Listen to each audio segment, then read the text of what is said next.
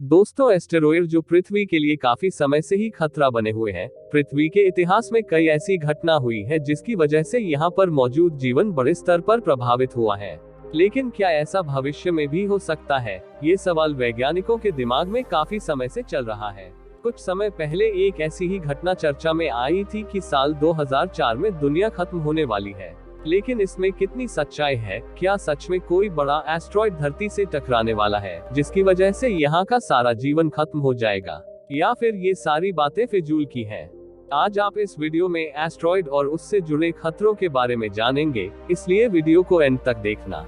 दोस्तों, वैसे तो इंसानों के ऊपर हमेशा से ही खतरा मंडराता रहता है, कभी सुनामी के रूप में तो कभी किसी घातक बीमारी के रूप में। लेकिन इस बार ये खतरा आसमान से आ रहा है। इस उल्कापिंड का नाम अपोफस है। कहा जा रहा है कि 13 अप्रैल 2029 को यह उल्कापिंड हमारी धरती से आकर टकरा सकता है, जो कि बहुत ही ज्यादा खतरनाक होगा।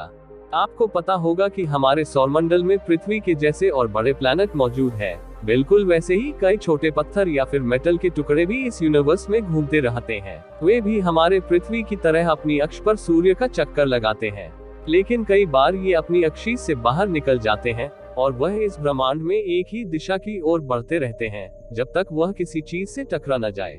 इसी के साथ कई बार इन एस्टेरॉयड की अक्षीश ऐसी होती है कि वो किसी ग्रह से टकराएंगे या फिर वह किसी ग्रह के बाजू में से घूमकर निकल जाएंगे, जिनको रिकरिंग एस्टेरॉयड कहा जाता है। और अपोफस भी वैसा ही स्टेरॉयड है, और जो भी रिकरिंग एस्टेरॉयड होते हैं वह प्लैनेट के लिए खतरनाक नहीं होते, क्योंकि वे कुछ वक्त के गैप में आते हैं जो ग्रह के पास से होकर गुजर जाते हैं। लेकिन वहीं पर ये एस्टेरॉयड हमारे लिए वैज्ञानिक खतरा बता रहे हैं, क्योंकि यह पहले तो रिकरिंग एस्टेरॉयड था जो कि धरती के करीब 32,000 किलोमीटर दूर से जाने वाला था। पर वैज्ञानिकों का कहना है कि अब इसका डायरेक्शन चेंज हो गया है, इसलिए इस बारे में वैज्ञानिक चिंता जता रहे हैं। संभावना है कि यह पृथ्वी के नजदीक आ जाए।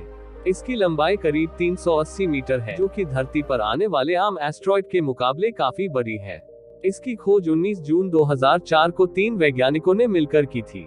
ये एस्टेरॉयड चट्टान, निकल और लोहे से बना हुआ है। जब इसे पहली बार खोजा गया था तब इस पर ज्यादा ध्यान नहीं दिया गया था, क्योंकि उनको लगा कि ये उल्कापिंड पृथ्वी के बगल से निकल जाएगा और इससे धरती को कोई भी फर्क नहीं पड़ेगा। लेकिन फिर ये एस्टेरॉयड धीरे धीरे अपनी डायरेक्शन को बदल रहा है, जो एक खतरे का संकेत है। अगर यह धरती से नहीं टकराया तो भी यह पृथ्वी के लिए हर हाल में खतरा है।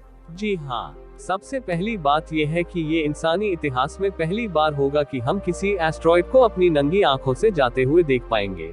ये इतना ज्यादा तेज होगा कि 1 घंटे के अंदर कई मील पार कर लेगा। आप भी इसे अपनी खुली आंखों से आसमान में देख पाएंगे, क्योंकि ये अफ्रीका से होता हुआ जब अमेरिका की ओर बढ़ेगा तब हम भी इसे देख पाएंगे। इसकी रफ्तार चंद्रग्रहण की रफ्तार से भी ज्यादा तेज होगी। कई देशों में ये रात के वक्त देखने को मिलेगा, और ऐसा हुआ तो उन देशों में ये किसी आम टूटे तारे से 30 गुना ज्यादा तेजी से चमक रहा होगा।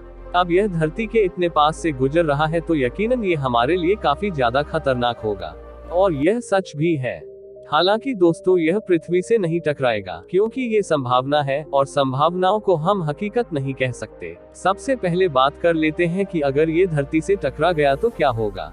अंदाजे से कहा जा रहा है कि इसका इम्पैक्ट 1000 मेगाटन TNT से भी ज्यादा खतरनाक है, यानी कि इसका इम्पैक्ट 100 न्यूक्लियर बम से भी ज्यादा खतरनाक होगा। इससे आप अंदाजा लगा सकते हैं कि इसका इम्पैक्ट कितना ज्यादा होगा।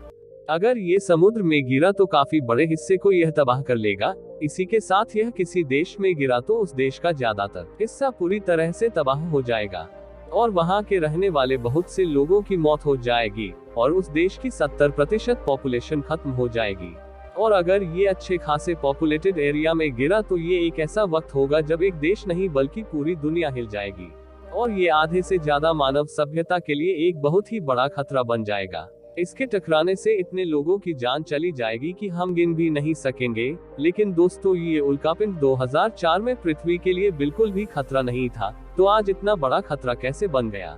दरअसल इसका और धरती का रोटेशन पीरियड काफी हद तक एक प्रकार है। जैसा कि सूरज का एक चक्कर लगाने के लिए धरती को 365 दिन लगते हैं, बिल्कुल वैसे ही इसको भी सूरज का एक चक्कर लगाने के लिए 324 दिन लगते हैं। यानी कि धरती और इसकी ग्रेविटेशनल एक्सिस में ज्यादा फर्क नहीं है। लेकिन प्रॉब्लम ये है कि ये सूरज का चक्कर बाकी प्लेनेट की तरह नहीं लगाता, बल्कि ये सूरज का चक्कर कुछ इस तरह से लगाता है कि इसका जो एक्सिस है वो पृथ्वी के एक्सिस से मिलकर जाता है।